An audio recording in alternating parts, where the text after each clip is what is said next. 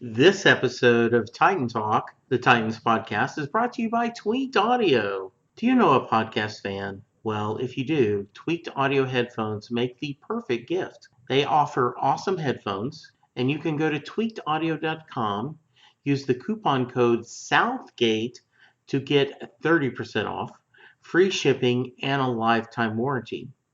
You can also get there through the link on our website, southgatemediagroup.com. Tell them Charles and Jesse sent you. Titans, go!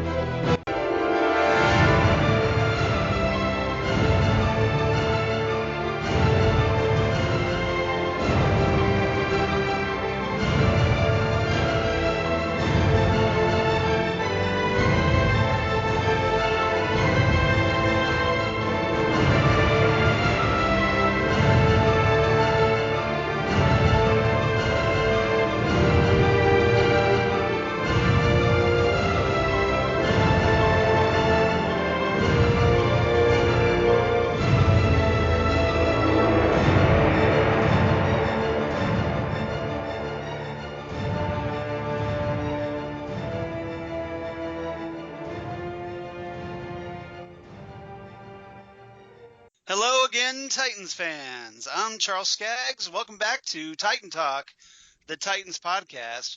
I'm here with my fellow Titan Talker, everyone's favorite Titan Talker, ready to talk some Titans, of course, because this is Titan Talk after all, Jesse Jackson.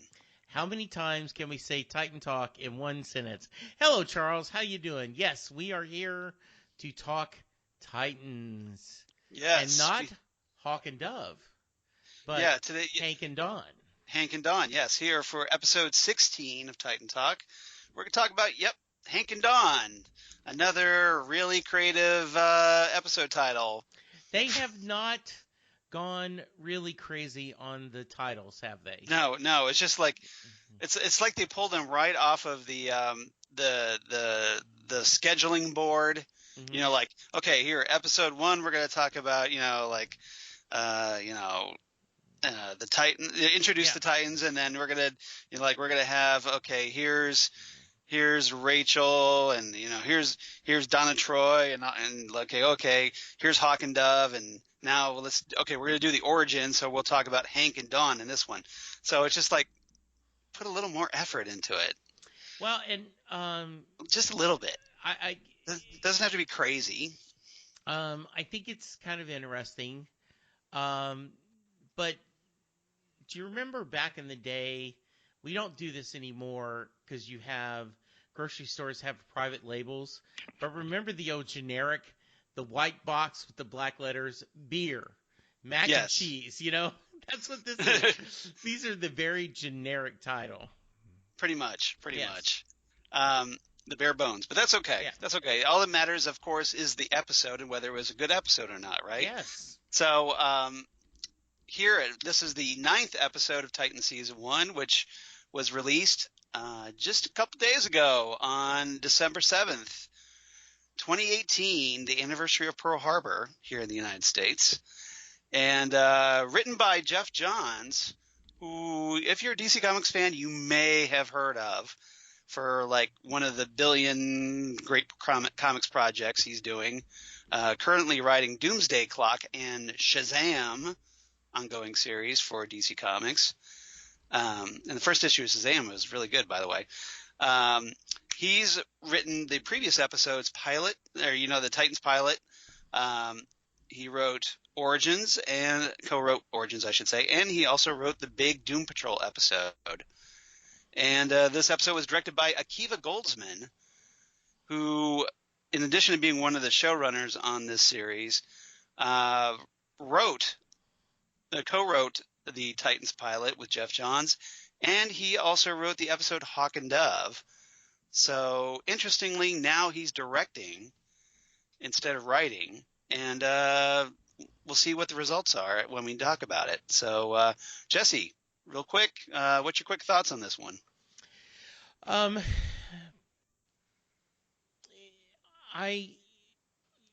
have to accept the fact this is the story they want to tell. Right. As I was watching the story, I was thinking of you and I discussing it. Mm-hmm. and in your comment about looks like we're taking another unnecessary or maybe unexpected pit stop, you know. Yes. Um, and I think I thought the same thing during the episode, but then about halfway through, I said, wait a minute. I bet you the episode's going to end in um, a wake up, some kind of where that it's going to connect us to what's been going on, and so that's Right. why I they think we didn't. talked about that, if I Yeah, recall correctly. they didn't. That's why they couldn't do this episode right after or right before um, when we originally met the couple. So Yeah. I don't know if I was re-scrambling everything. I might do it differently. But I Yes. say this to all say, if I just accept this is the fact, this is the story they want to tell it, I like the episode a lot, and I think it may stream like if you're binging it, it may Yes. work a little bit better. But Right. overall, I still had a good time, and I just am throwing my editor patch away. I just finished watching Brad Meltzer from the writer who did Right. Identity Crisis, among all these other books, and he talked about he can't enjoy thrillers much anymore because he's figured out who's done it, and he told the Yes. story that it was in a movie. He said 15, 20 minutes into the movie, okay, I know who the killer is and I know why. So the end of the Yeah. movie, his wife looked over him and said, "Were you right?" He goes, "My way was better." So well, speaking yeah, as a writer, obviously yes, not in Brad Meltzer's league, yes, but as a writer, as a published writer, um, I get where he's coming from that, because I have the same issues sometimes.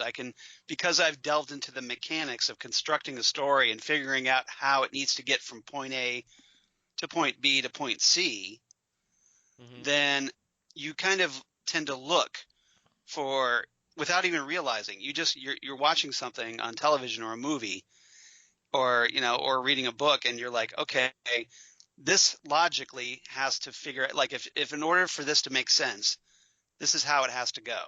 yeah, And and you kind of figure stuff out. So consequently, you get a little frustrated because you're like, well, okay, I've kind of figured out how this needs to go. Now, whether it actually goes that way, sometimes it doesn't. Sometimes you're yeah. wrong, of course. But a lot of times you figure out, well, this is probably how it should have gone. And I'm sure that's how he's thinking about it. Yeah, and the other thing I think is interesting is that you you have the ability to um, see what you would have done with the story, and you have to turn that off to enjoy this. Um, I've really have enjoyed. I think they have a very strong vision of what they want the Titans to be, and Right. I've enjoyed that vision. It may not be the vision that you would want it. It may not be the vision I would have wanted. May not have been the story I would have told, but it's a good story in accepting that the way it is. Um, Once again, as we go on, Penn Jillette talks a lot about people come to him and say, I really um, I really like how you write about your atheism, but I really think it'd be interesting to read you take on this. And he will say, I agree, you should write that because then I could read it. Right. And so I think the thing Jeff Johns or Akia Grossmith could say, you're right. It would be cool to see a very upbeat live action Titans. You should write those scripts and then try to make it done. Yeah. So, what did you think? Well, personally, I tend to agree with you I was already going to go off on this a little bit, not really go off, but Yeah. talk about it, that I would have definitely reordered these episodes, Mhm. especially this episode. I think Hank and Dawn would have worked better had it been either before the Asylum episode or before the Donna Troy episode. Mm-hmm. I think putting it, because when you're constructing a season, this series only has 12 episodes as far as we know, and you want to build up to that season finale. You want to build momentum. You want to build the tension. And just as Titans was starting to do that with Asylum and then Donna Troy, then we have this great cliffhanger, and then we take this, like, we immediately slam on the brakes and the momentum stops to a halt to do this character episode of how Hawk and Dove got together and how Hank and Dawn got together as well. And while it's a great episode, I do love this episode. Yeah, exactly. I just think it's a momentum killer. Mm-hmm. And it just, I'm kind of surprised that people, like, especially on the level of, like Jeff Johns, and Brian Edward Hill and some other writers, that they're not figuring that out, that it just really kills the momentum. And I don't know what the reasons were. Obviously, we're not privy to the behind-the-scenes stuff, but I would think that this would have worked better had it been like an episode or two prior to this. Now, the only thing that actually makes this work timeline-wise are these Raven flashes where she's calling out for Hank's help. Yes. But you could have easily cut those from this and done something else later on. Well, like, go ahead. I think that was their story, right? That was the plan. Yeah. That's how you're gonna bring this all together. And like I said, it is. I guess I'm nitpicking a little bit. Is that because it was a great character story? Yes. They did try to connect it together. Don't know if I would have done it that way, but ultimately it's where we got to. And yeah, I agree with you. It's almost like they shoehorned the Rachel stuff in there to kind of show you to make this episode current. Yeah. And I don't know if and if this had been a novel, it might have worked better. Like if it was a written novel, you would have okay. You mean kind of like a Game of Thrones type novel where you have different chapters that focus on different characters. Yeah, and so it would have been okay. But instead we kind of went on a tangent. We kind of knew that was going to happen. I certainly agree that it's a good tangent. What they were going to do, I think this is the way they chose to do it worked really well. And so I'm looking forward to actually talking. It is what it is. And then going on to, okay, we're going to leave aside, kind of like last episode, I didn't mention Corey's ugly dress. Yes. I'm moving on from that. I'm going to move on from I don't know if I've done this and discuss what we got. Okay. All right. So why don't we do that? All right. So let's talk about our guest cast before we get into our main discussion. Obviously, we get the return of Alan Ritchson as Hawk and Hank Hall, and then Minka Kelly as Dawn Granger. She doesn't appear as Dove in this episode, right? But obviously, great to see her again. Big star in this one, especially for the two of us because we're such big Star Trek fans. Marina Sirtis, who plays Marie Granger, Dawn's mom. And, of course, she's best known for playing Deanna Troi on Star Trek The Next Generation and 4 of the Star Trek films, the last 4, prior to the J.J. Abrams reboot, the Kelvin timeline. And obviously that's where she's primarily known. Now, she's also had a little bit of work in the DC universe before. She's voiced the supervillain Queen Bee for the Young Justice animated series. And if you're a fan of the old animated series Gargoyle, she played the character Demona. Nice. Yeah, so that's where you may have obviously seen her before. She's been in various episodes of things here and there, NCIS and some other things. But, obviously that Deanna Troi is obviously her major claim to fame. Yes. And were you geeking out over her before we talk about the others? I was very happy to see her.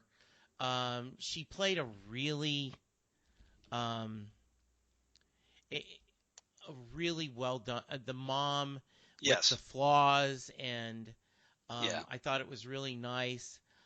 I love. We'll talk about this a Yeah, little well, bit yeah, we'll talk more. about because Yeah. obviously that's one of the segments I want to talk about. Obviously, with Okay. is Marie and Dawn Yeah, having a conversation because that was kind of pretty important, I thought. I agree. All right. But yes, I was very happy to see her. Truly, one of my favorite, a really favorite character Yeah. from Next Generation. Always had a little bit of crush on her. Right. So yes, it was really good to see her. Yeah. We get the introduction of Elliot Knight, who plays the first Dove, Don Hall, Yes, and a very interesting casting choice, but I thought he did a really good job. I thought he And was really good in it. Yes. yeah, we're obviously going to talk about him here in a minute. Mm-hmm.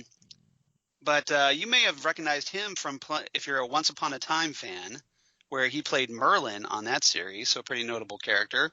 And he was recently playing the character Wes Charles, no relation, on the CW series Life Sentence, if you happen to check out that show.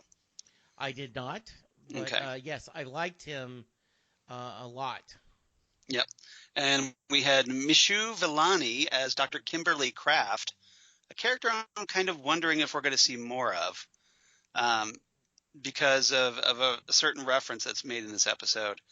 Um, she's notable primarily for a couple of minor roles.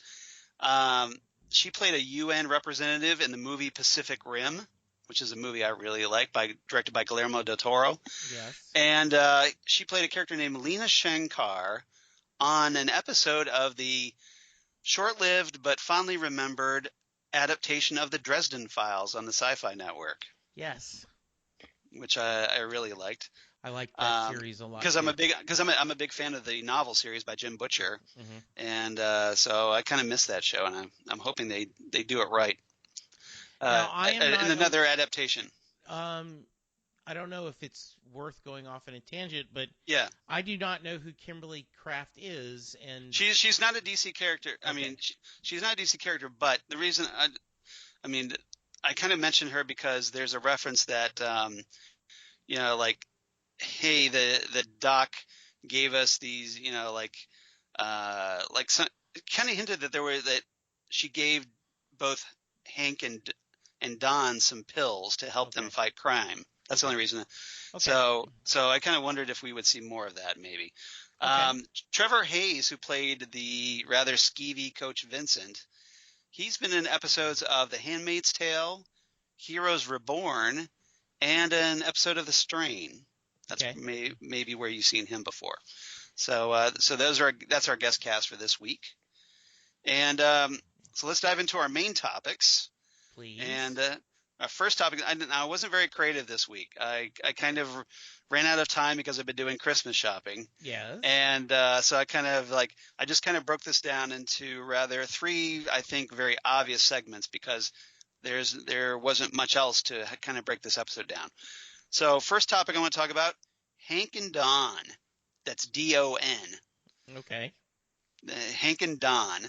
The brothers Hall, and the original version of Hawk and Dove. So I want to get your thoughts on these two characters as we're kind of introduced to them and getting a glimpse of their first night out as Hawk and Dove and how they're all excited to be crime fighters and their kind of brotherly love.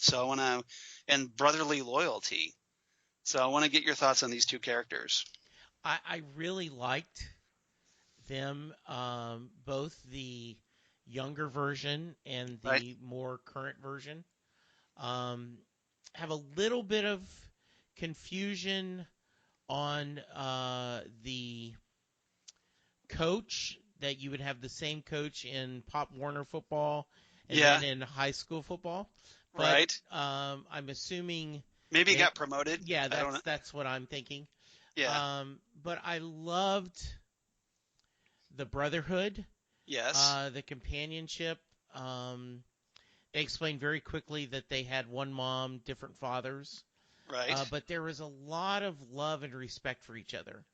And um, and I don't know if it was a smart idea to go out and, to because you need to get rid of some of this anger to Yeah. go be, you know, Crime fighting crime crime. fighting. Yeah. And Well, maybe you figured it was Don figured that it was a better outlet for Hank's anger yes. than just punishing himself on the football field. Yeah. And Or it's like maybe he figured he'd end up in like, boxing, because he was talking about boxing there for a while, and he's like, mhm. well, maybe that's not great for your, either, but Yeah. And but the whole, um, you've got to wear your helmet because they need you to take care of your head. But, yes, um, I love their friendship. I yeah, love their relationship, and I loved um, how they they explained the moves they had, and hmm how they originally got into a fight because of this. I thought the brothers once again. If this show has done anything really well, it's done really good backstories, and at least from our discussion, stories we would like to see. Like yeah, I would like to see stories of Hank and Don, yes, Don, just like we want to see young Wonder Girl and right. Robin. So yeah, I like this a lot. We keep coming up with these spin-off series. Have you Yeah, noticed this trend? yes, we Yeah, have. yeah, yeah. And that's a mark of a good show that the characters are so good that you want to see more of them, and Hmm. their past explored, I think. Yes, I really liked these two together. I thought Elliot and I did a great job as Don, and he he provided a nice counterbalance because obviously Don's the more serious one. Hank is the kind of, like, this maybe not as bright, but he's outgoing, and he puts himself all out there, and they provide this nice counterbalance, which is one of the dynamics which was essential for the original comic series back in the 60s, showing these two characters, yes, and that co-created by Steve Ditko, and that of Spider-Man fame, of course, and Doctor Strange. And these characters, that they, because they provide this nice balance, in the original comics, they had more of a frictional relationship because Hank was the kind of, it was Hawk and Dove was in the 60s, for those who don't know, were essentially references to the hawkish conservatives and the dovish liberals of the time period. right. And the warmongering versus the peace loving, Yes, and that's where they kind of got the inspiration for these characters. But here, um, their names are essentially drawn from um, the yearbook. That Don gets the idea that, hey, like there's this great scene where they have Don is trying to convince Hank that going out and fighting crime, going after these sex offenders, is a really good idea, and he kind of wins over Hank to the idea, and Hank kind of smiles and he's like, okay, what are we going to call ourselves? And so then Don kind of looks over at this yearbook, which plays a lot, factors in a lot in this episode, and the team that Hank used to play for when they were younger was the Hawks, the Eldon Hawks. And that's where obviously they get the name for Hawk. So presumably they decided to come up with Dove for Dawn. yeah, And so I thought that was interesting, the way the change there. Now, obviously, the big story of these two is this locker room incident. yes. And this is something that maybe couldn't have been addressed had this been a CW series, I No, think. I don't think it could have been at all. Yeah, and, Um, and and that's kind of one of the credits to DC Universe is that they're able to tackle this kind of subject matter here. I almost thought we were going to see some nudity at when Dawn was, taking off her clothes. Well, yeah, we'll talk about that here in a Yeah. minute. But when we talk about Hank and Dawn, but Yeah, I first off, well said about the kind of summary, the yeah, history. I like this version better. I like that they are close to each other and they're not two warring brothers right. on two extremes. I like Not. It doesn't have rely on the political right. subtext with these characters. Yeah, so I like that a lot. I enjoyed um, seeing them disagree as brothers often do, but Right. still having a love and respect for each other. Um, I don't know about you, Yeah. but I picked up very quickly, and I think they wanted us to, when the coach was.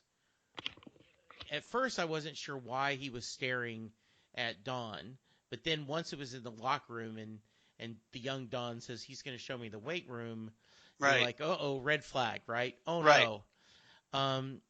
A very mature story point. Right. A very brave point of Hank saying, I'll go to her. Right. Basically saying, look, if you're going to do something, you're going to do it to me, not to my little brother. Right. A chilling storyline that, makes me angry, makes me sad. Right. And they handled it very well, I thought, very delicately, but not sugarcoating it either.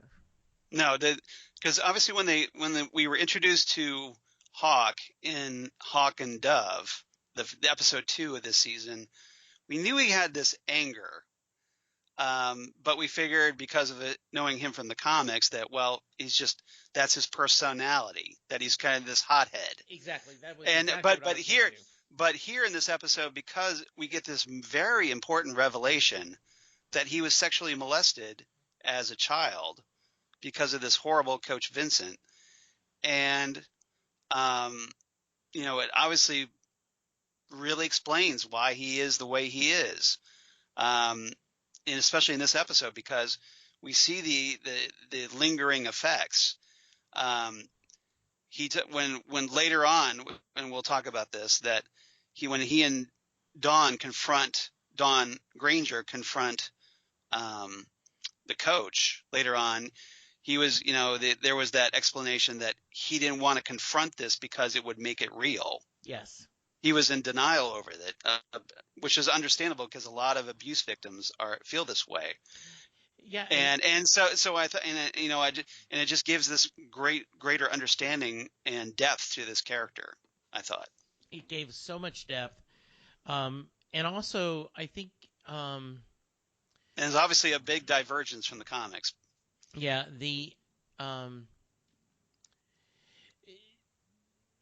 Alan Ritchson Yes. plays this really well, Charles, because the guilt of because he volunteered to do this. Yeah. And so many victims do blame themselves, which is totally wrong. And I'm. But he made a choice though, and that's a credit to who Hank is that he knew that his brother was in trouble.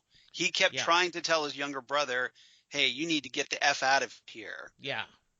And unfortunately, the younger Don wasn't quite grasping the seriousness of their predicament. And the older Don did. Yes. Later, probably help him. Probably as time went on. Right. The older Don figured it out. Yeah. So. And because he talks about like, hey, I know what happened in the the locker room. Mm-hmm. And it's probably helped Don remain so protective of his brother because of his brother's sacrifice. Yeah. And being abused so that Don wouldn't have to be. And so it just he feels probably Don has a considerable amount of guilt as well, I think. Yeah, I agree, and I love the idea that all this baggage that Hank has, Alan has played really well. Right.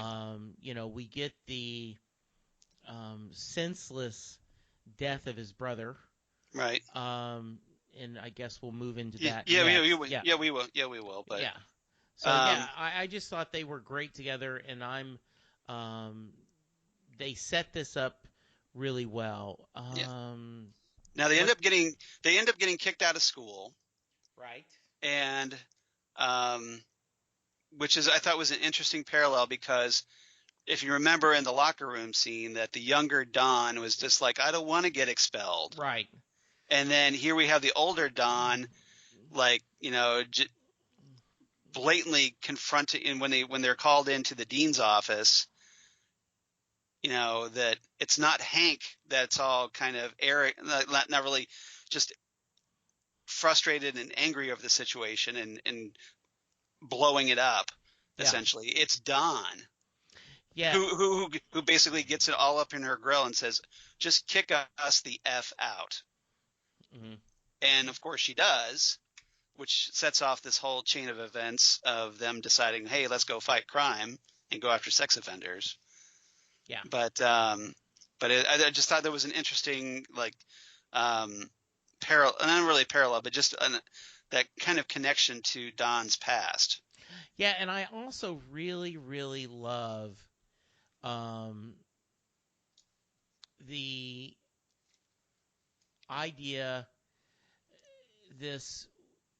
look, why are we going through this game? Yes. You've used my brother, you've taken him, you've abused him, and Right. now then let's just get this going. So Yeah. I love that. It just was really well done. Yeah, and then we obviously see them, that's how we get the opening teaser where they're kind of deciding to record on a camcorder, because this was 2009. They weren't using cell phones quite yet Right. for recording this stuff. And they decide to film their first outing as Hawk and Dove. And we see them, they're kind of dressed in these kind of makeshift prototype costumes. They've got like football pads on, and they've got like wearing hockey helmets, Mm-hmm. and at least it looks like hockey helmets. Yes. And that they're obviously this very like homemade outfits, and they're out there and they're just like okay, I'm going to beat on this guy, and okay, now it's my turn. You record while I go beat on this guy. Yeah, exactly. And then later on we see them, when they go to the newsstand, Mm-hmm. and they get their first newspaper of where they're like right on the front page of the Washington Sentinel, and they're just that they've taken down this child pornography ring. And they're just all excited and like, that, hey, they got our names, and Hank is especially just geeking out that they got the names spelled right. Exactly. And then of course tragedy hits, but yeah, Batman and Robin, you've got yeah, company or something right. along that lines. Yes. Yeah. So yeah, so that was good, just to see that they were just really enjoying themselves, and it was something they got to share more again as brothers.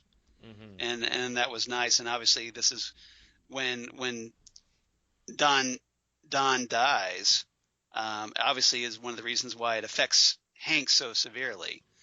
So anything else about these two characters before we move on? No, not at all. All right. Segment number 2, Marie and Dawn. That's DAWN. Mm. Yeah, you notice the similarities of the characters' names, Don and Dawn. Yes. So this is the second Dove, although she's not quite Dove yet. Dawn Granger and her mother, Marie Granger, again played by Marina Sirtis, and we find out we get to see that they apparently have a regular ritual of afternoon tea. Yes. At a tea house, and very British because obviously Marina and Marie are British. That that's her background, and obviously she's shared it with her daughter. and it's something they regularly do together as mother and daughter. So I want to get your thoughts on these two characters and Marie's own story of abuse, and kind of also connects with Dawn and Dawn's sister Holly, who I want to talk about as well. But I want to get your thoughts on this other story of abuse in this episode. Yeah, you know, I don't understand this, but I Right. know it is often, well, if I just do everything right, he won't hit me anymore. Yes. And there's so much sadness to that, and I know it is it is hard to break that cycle, and it's hard to get out of that. Right. I Because love we do have that contrast here with the child abuse and now spousal abuse. yes, And and a lot of the victimization that women feel at the hands of these men that yes, abuse them. and I loved her mom's pride in her dancing. It Right. was nice to see the ballet scenes, the whole lovely afternoon tea ritual, which Yes. we got to flash back to when she takes Hank to that, Yes. which was hilarious. Yeah. And the whole um, family dynamic of you've got to get out of this, and the mom, in her mind, not Dawn thinks she's not strong enough. And there's just so many reasons behind this. Once again, good episode and a very adult subject line that the Titans is taking. It's one thing when you throw in F-bombs every once in a while to Right. show, hey, we're an adult show. But by having these kind of storylines truly cement the fact that we're telling a story for adults, and we Right. want, we're not afraid of a heavier topic. Yeah, and obviously this is probably the like most uncomfortable Titans episode we've seen so far, I'm guessing. Yeah. And but it's important, I think, and it is very interesting that this topic of spousal abuse with Dawn's mom, and that apparently has spilled out to Dawn a little bit, because apparently she makes a reference that, well, hey, I left and my sister Holly left. Yes. And for those who don't know, because Holly is a more obscure character, Holly Granger is a character that was, not surprisingly, created by Jeff Johns during his run on Teen Titans, and as a kind of a replacement for Hank Hall as Hawk. So she was the second Hawk, very briefly, while Hawk was off became the supervillain Monarch, and then became the supervillain Extant. Yes. And that whole thing that spun out of the event Armageddon 2001 back in the day. But here, Holly is referenced. We don't get to see her, obviously, as the second Hawk, but she's referenced, and so she obviously exists in this continuity. I kind of wonder, maybe at some future point, maybe we'll see her down the line. And we find out that apparently Holly was the reason for this recent period of abuse at the hands of of Marie being abused, because apparently I don't know if it's stepfather or their father. It's never made quite clear, but I'm presuming a stepfather here. Yes. And that presumably Holly apparently was involved in some kind of shoplifting and got in trouble, and apparently that triggered I guess their stepfather, and set off his temper, and that's what triggered this recent period of abuse. Although it was apparently came after Dawn had kind of stood up to their stepfather and broke his arm. And apparently that, according to Marie, settled him down for a while until Holly's shoplifting incident.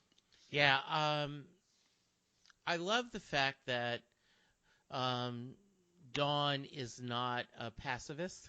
Yes. She is a little more um, controlled Right. than Hank, but she is just as strong and just as able, what we needed to do, that making the tough choices and doing things. Yeah. I was not aware of the other Granger. Holly Granger. Yeah, Yeah. I didn't remember that part of it.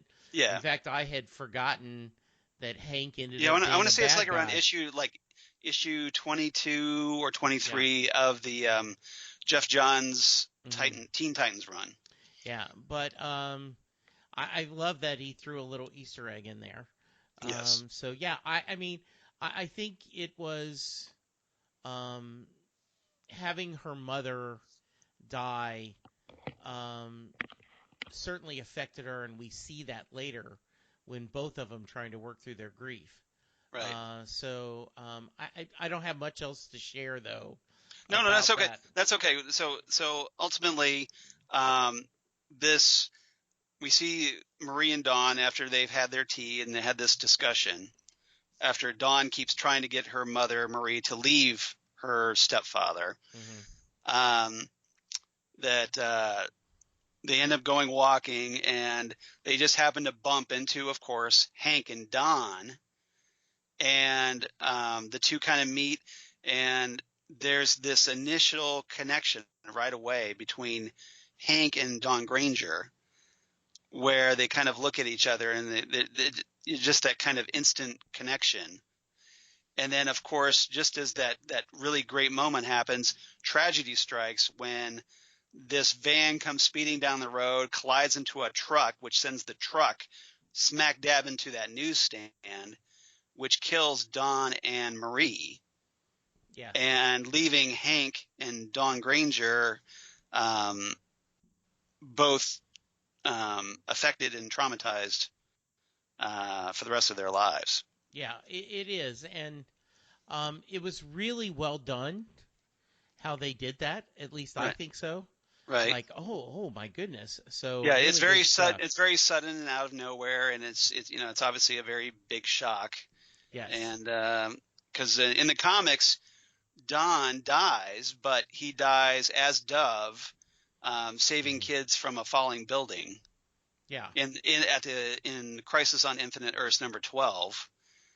And that ultimately leads to like, well, hey, we need another Dove to be with Hawk, so they created Dawn Granger as a result.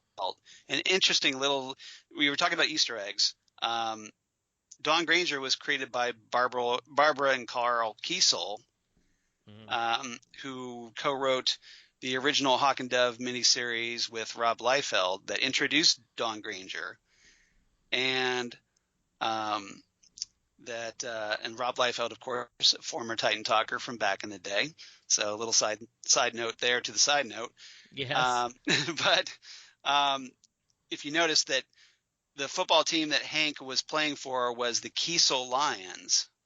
No, I did see that. So that was a nice little nod. And yes, it was. And Eldon was the name of the little suburb of Washington, D.C. that Hawk and Dove operated out of. And so that was a little nice nod as well. So a lot of good Hawk and Dove Easter eggs and there was also the reference that while Hank and Don were at that frat party, that Hank mentioned that, well, hey, Ren is here. And Renata is a character that was Hank Hall's girlfriend in the Hawk and Dove ongoing series written by Barbara and Carl Kiesel. So nice. I did not realize all that. Yeah, so there's so there's quite a number of Easter eggs, and Jeff Johns obviously loves his Easter eggs. If you're familiar at all with his work. Yes. So I just thought I'd mention that while we got on the subject. All right. Perfect. So let's move on to our third topic: Hank and Dawn. Not the Nice. title of the episode. So we had Hank and Dawn, D-O-N, Marie and Dawn, D-A-W-N, and now Hank and Dawn, D-A-W-N. So obviously this tragic event of losing Hank's brother and Dawn's mother affects them both. They go to this grief counseling, and it's kind of there where they start to they both don't open up during the sessions. They just kind of sit and listen. Hank is really frustrated with it. He goes to a bar, and then Dawn meets him there, and it's from there these two start to develop their relationship. So I want to get your thoughts on these two characters, and ultimately where it leads them to eventually becoming Hawk and Dove. I think this does a great job of showing how their relationship started and why there is a bond. We do not know how if Dawn and Richard ended up fooling around. Now, we know that when Rachel touched her, she saw scenes of that, but you could imply that was that was a fantasy or daydream or something. We don't know. But if you go, why are these two people caring about each other? I think this does a great job of showing they have bonded together because of this shared tragedy, and also they become, even though they're opposites. Obviously, this is a situation where opposites attract. Yes, and they have built in a friendship that. Well, they have this mutual bonding experience of losing someone in both the same incident. Yes. And it's kind of become the foundation of their relationship. Yeah, so I liked that. I liked almost everything about them. Right. Their togetherness and their friendship. I like how at first it wasn't romantic. Instead, Captain Kirk yes, chiming in. Captain Kirk, yes. The idea that they wanted to be, they were just friends, and when he asked her to spend the night, they're just being sweet and they're just being nice. And then later, after they have the excitement, is when they decide to, she makes the forward move to say, hey, this is, I want to be intimate with you. Hey, let's get in the bed and take care of business. Yeah. So, I just liked everything about their relationship, and I think this did a good job explaining why she finds him attractive and why she cares about him. Yeah. It also shows his beginning to be addicted on painkillers, and how much all that happens. I thought it was a very interesting him breaking into the doctor, at the hospital. In the present day scenes, yes. Yeah, stealing he steals painkillers, and then, probably because he just, it's the only way he can sleep, maybe. Yeah. Because he probably figures, well, I need to get some rest, but I can't sleep because of worrying about Dawn, so let me take some painkillers. Yeah. But he does seem to, I'm kind of wondering if he does have kind of a painkiller addiction going on now. Yeah, I wonder that too. What I did find very interesting is how good Dawn looked even in the coma, and how bad Hank looked. Like like he's like, I had like he's the one who looks like he should be in the coma. Yes, while she's just looking, Yeah, beautiful. Yeah, exactly. Mm-hmm. Well, I'm sure part of that is just because, hey, it's Minka Kelly in a coma. Yes, exactly. But I really love their relationship. For being just an hour-long episode. Not really that, because if you notice, these episodes are pretty short. We're lucky if we get 40 minutes with this show. I did notice that. Which is kind of weird because, hey, you don't have commercials, so you think you'd have a little longer episodes. But because of the time constraints of the episode, you wouldn't think they could get into a really good development of their relationship. But I think, and it's a credit to Jeff Johns here with the pacing of this story. They start off a little frictional when they meet up in the bar, and Hank apologizes. And again, this kind of like because Hank's angry at her at first, and then he kind of apologizes for behavior. So this again kind of proves my point that, well, he's an asshole, but he's a well-meaning asshole. Yes, I think well done. Yes, and which is obviously redeems him somewhat for his behavior. But from there, they get this closeness. I mean, they go out. They go to afternoon tea together in this really great scene where Dawn tries to teach Hank a little culture, and you're like, okay, this is how you take the scone, and you just put a little butter with the jelly and just a little bit, and he just kind of slabs it on there and takes this big honking bite of scone. He's like, oh, I could get used to this. Yeah, I loved that. And she's just kind of laughing at him, but adoringly. Mm-hmm. Just that he's so different from her mother, but it also gives her to kind of keep up a tradition that she and her mother had. Yeah, and he takes her to his brother Don's favorite pizza place. Right. He had good taste, and they talked about Yeah. So I love these two together. Yeah, they go back to the apartment. He tries to cook her a steak, and he burns it. But she's all like, well, at least you tried. Yes. And she brings back some wine and ice cream to the couch while they're watching the Chris Rock show. So that kind of dates where they are. Mm-hmm. And he drops a bottle, and she reaches out really fast, great reflexes, and catches the bottle before it breaks. And she talks about like, well, hey, I've had like 7 years of gymnastics, dance, and jujitsu. And he invites her to kind of sleep over, but he's like, no, on the couch, nothing, like, obviously I don't want you in my bed. This is after, of course, they've had some wine. And so she changes and goes to get a pillow out of his closet, and out falls the old Hawk costume. Yeah. And of course that triggers the whole discussion of Hawk and Dove. They watch Don's video, where he and Hank and Don were out as Hawk and Dove that we saw at the beginning of the episode. And they from there it just develops really well. Hank opens up to her about his sexual abuse, mm-hmm. which is probably someone outside of Don, he's never talked about to anyone. Yeah, and I really liked their interactions. I loved all, as you shared, all the romantic back and forth. Right. I think that was done really well. It seems like they trust each other. Yes, a lot of trust. And I think they're very much implying that they are not metas. They are just people that it's not from the comics where they were imbued with the powers from the Lords of Chaos and Order. Right. That to have these superpowers. And how do you feel about that?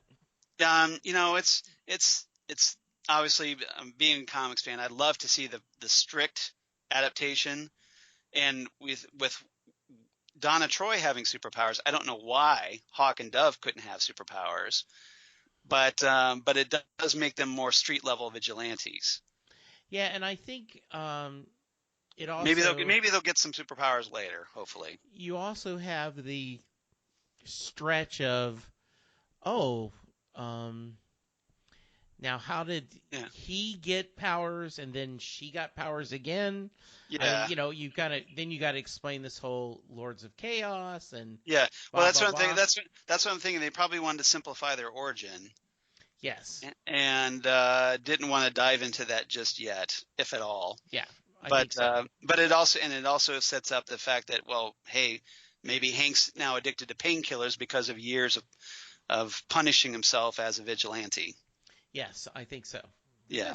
Okay. But obviously the big climactic moment is when they confront Hank's abuser, the Coach Vincent. Dawn tracks down Coach Vincent's name from the yearbook and tracks down where he lives on the internet. And obviously Hank figures it out because he checks out her laptop and goes after her. Yeah. But Dawn tries to confront him because, hey, she knows jujitsu and can fight. She feels pretty confident until, of course, Coach Vincent pulls a gun on her. And then Hank has to show up. He starts beating on him, really finally unloading a lot of that anger he's felt over the years. And then they make this decision. And I want to get your thoughts on this, where they decide to just close the door. Hank tells Dawn to leave, but she stays. And she's like, okay, we're going to take care of this. We don't know exactly what happens to Coach Vincent because all we see rather dramatically is that we see Dawn closing the front door as Hank continues to beat on him. Do you think they killed him? I think they killed him.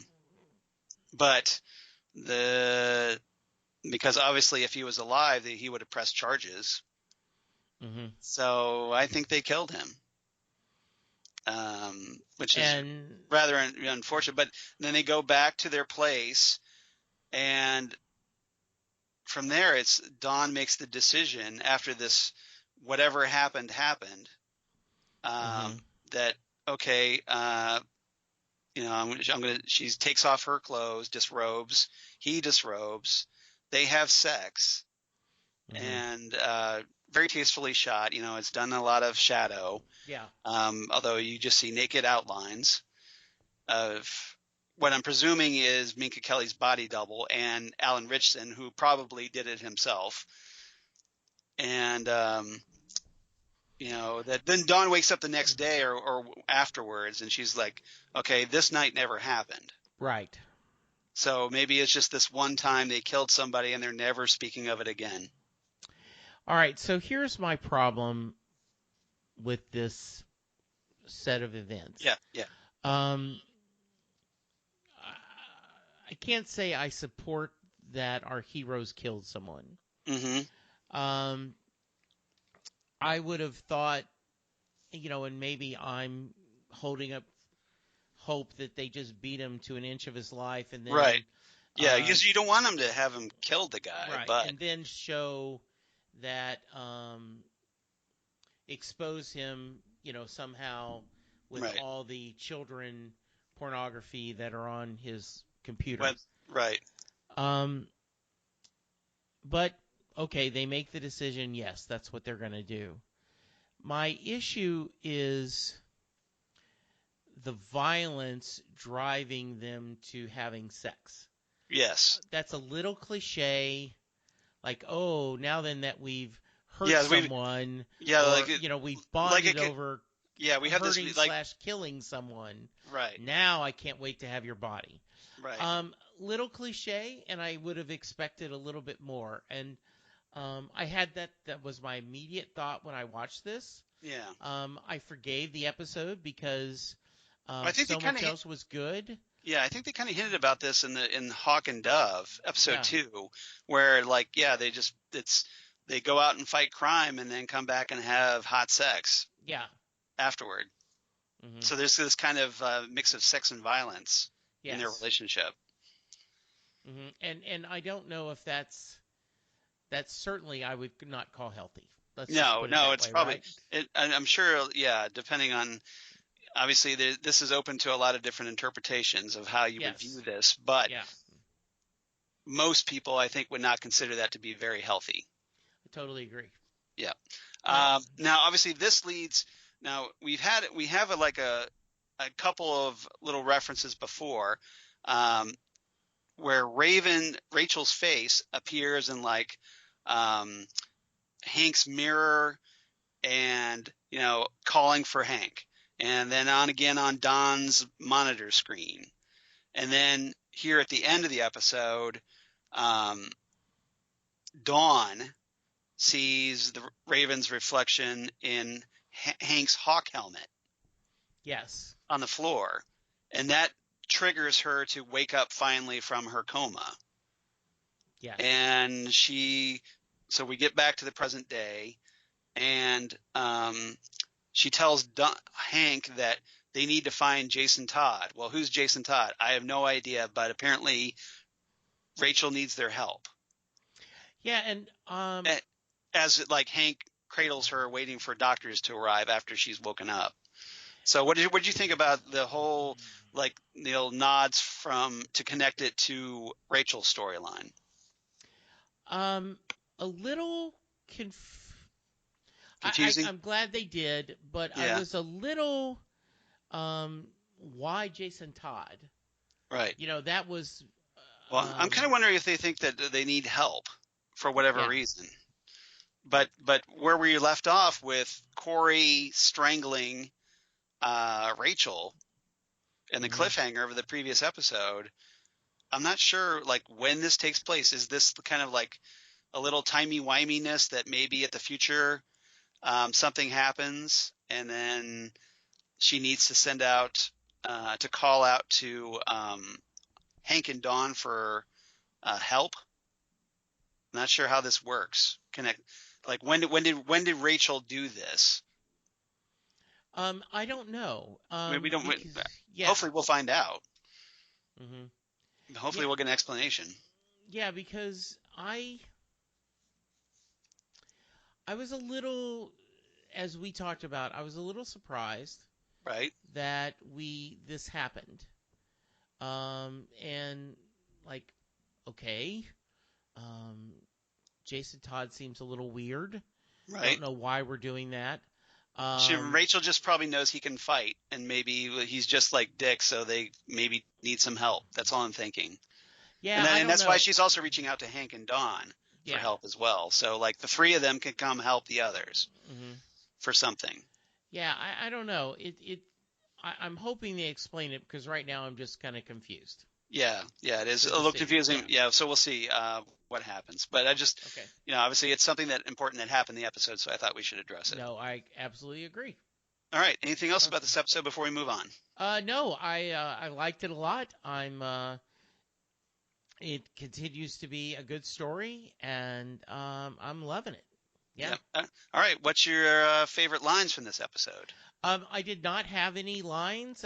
When I watched it, nothing stood out to me. Okay. So I'm going to let you do the heavy lifting on it. Okay. We obviously talked about Hawk's line at the beginning of this episode where he goes, "Batman and Robin, you got company."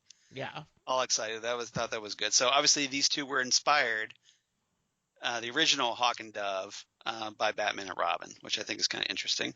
Absolutely. So I guess that makes Dawn Robin, presumably. Yes. All right. And then Hank to Dawn at the frat party. He goes, "Come on, please, bro. We won. It's playoff week. Everyone's having a good time. Relax. All right? Worries for tomorrow. Hakuna Matata, baby brother." Yes, that was funny. Yes, that was funny. It's obviously a reference to the Lion King. Mm-hmm. Very powerful bit of dialogue where Dawn is talking to the counselor at that grief session, where Dawn says, "What happened to my mom? To everyone we loved who was hurt and killed, it was an accident. It's not fair. It's not fair that it wasn't anyone's fault, that there isn't anyone out there to blame, to go after, to hate." And the counselor replies, "Life isn't fair." And Dawn counters with that. She goes, "Why not? Why can't we make it fair?" Yeah. Which is obviously one of the reasons I think she becomes Dove, is that she wants to she feels this unfairness in the universe, and it's by being Dove, maybe she feels she can help make it a little more fair. I think so. I think that's very much so. And then obviously it's driven by the guilt over losing her mother. So pretty important, I think. Last bit of dialogue was between Hank and Dawn, where Hank is setting up the couch for her to sleep on. And Dawn goes, "You want some help?" And Hank's like, "I got it." Dawn goes, "I mean, you've literally charmed the pants off of me. It's the least I can do." That was nice. I did like that line. Yeah, as Absolutely. she's sitting there wearing Hank's old T-shirt and his boxer shorts. Absolutely. Yeah, so I thought that was good. All right, what's your rating for this episode? I give this one down a little bit. Yeah. I still give it 8. Yeah. 8 biscuits with tea. Oh, very nice. As I'm having my tea bottle right here, Yes. so yes, I'm having tea as well. So that's good. I was a little more generous than you. I really kind of like this episode a little bit. I give it 8.5, but I give it 8.5 Superman T-shirts because Don is rocking the Superman T-shirt. I did see that and I loved it.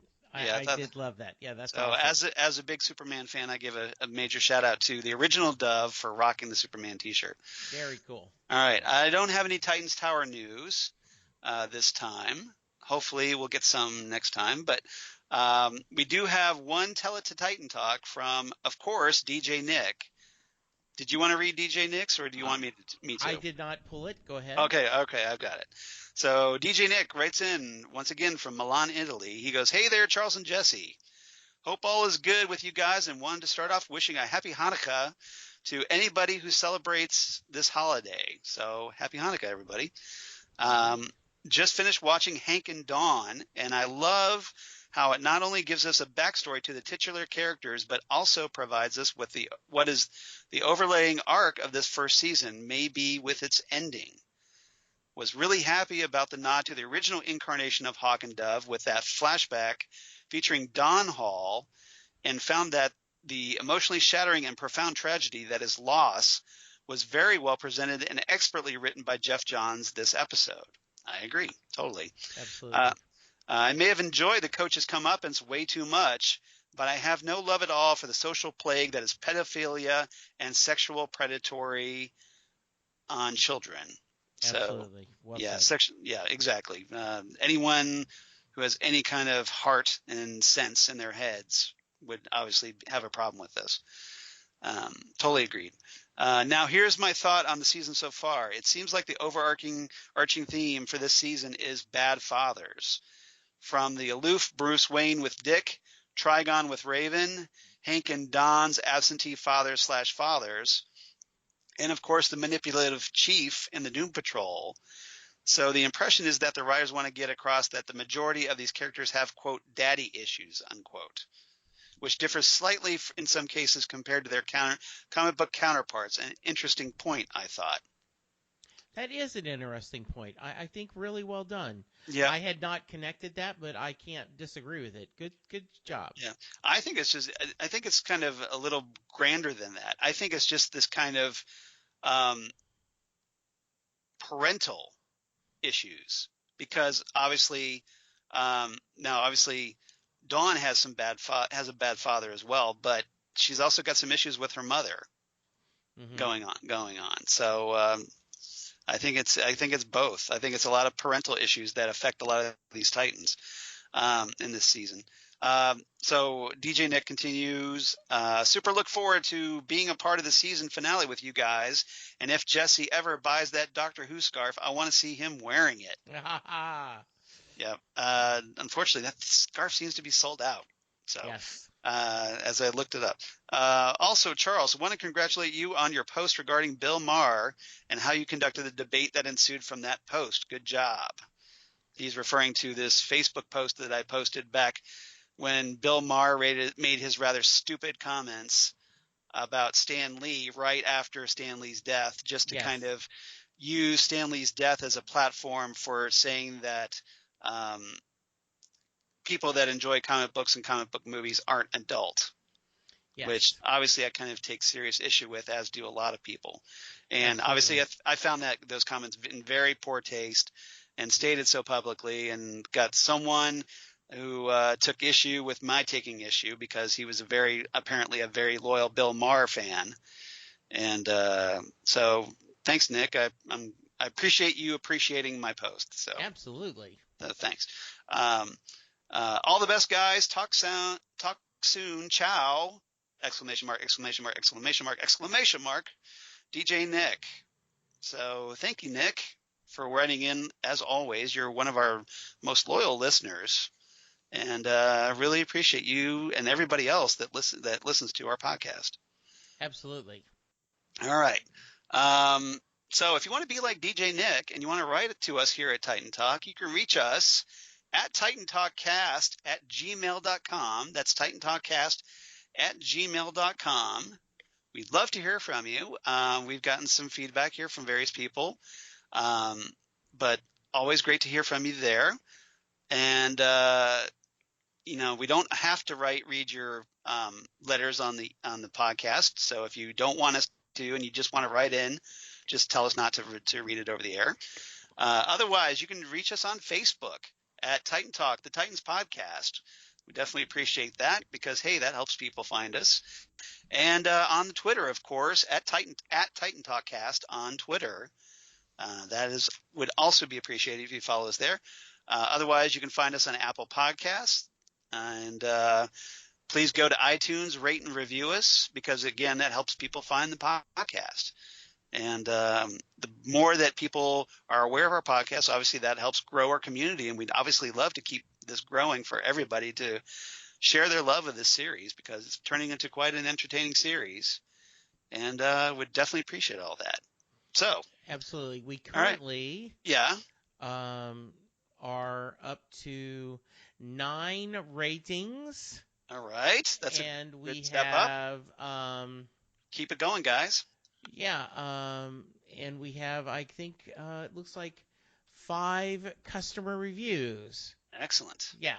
All right. Hopefully people are enjoying the podcast. And if not, just let us know what you think we're doing wrong and any kind of like audio issues. I know we've had a couple of those lately that we're trying to address. So just let us know. And otherwise, I hope you're enjoying the podcast and we'll keep doing our best. Absolutely. By the way, Jesse, yes. The last review we got was a guy named Stephen Dallas, and I had to share a little part of this. Yeah. He said, before finding this Titans podcast, I listened to another, but did not care for one of the 3 hosts on the show. Luckily, I found this one because both hosts are great. I really like the structure of this show. Jesse and Charles not only bring a wealth of background knowledge of the DC Universe, but they also complement each other very well during their Titans analysis.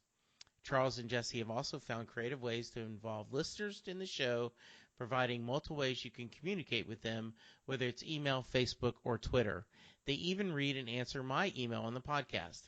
I really didn't have any suggestions for making the show better, except maybe include a segment in the podcast that delves more deeply into the Titans' wardrobe choices. Jesse seems to be fascinated with Corey's outfits and brings it up every episode. maybe we need to have a Jesse Jackson's Fashion Police episode. I just had to share that. Thank you so much, Stephen. Yes, thank you, Stephen. We really appreciate you. Yeah. Thank you for writing in. Since Jesse brings it up in every episode, yes. Yep, yeah. I can be reached at Jesse Jackson DFW on Twitter. I can also be, you can hear me talk about Bruce Springsteen on Set Listing Bruce, the Bruce Springsteen podcast. And you can hear Charles and I, if you like this lovely banter, you will love us on Next Stop Everywhere, the Doctor Who podcast, where we talk about Doctor Who and how much we are loving this season. And if you want to give us your voice, you can dial 214-736-3121. That is my Skype number. You can leave a voicemail, and then we can add your voice to the feedback section of the podcast. All right. And Charles, how about you? Where can they find you? Yeah. Also, or if you record your audio and you email it to titantalkcast@gmail.com, we can also do that there as well. Absolutely. Little heads up.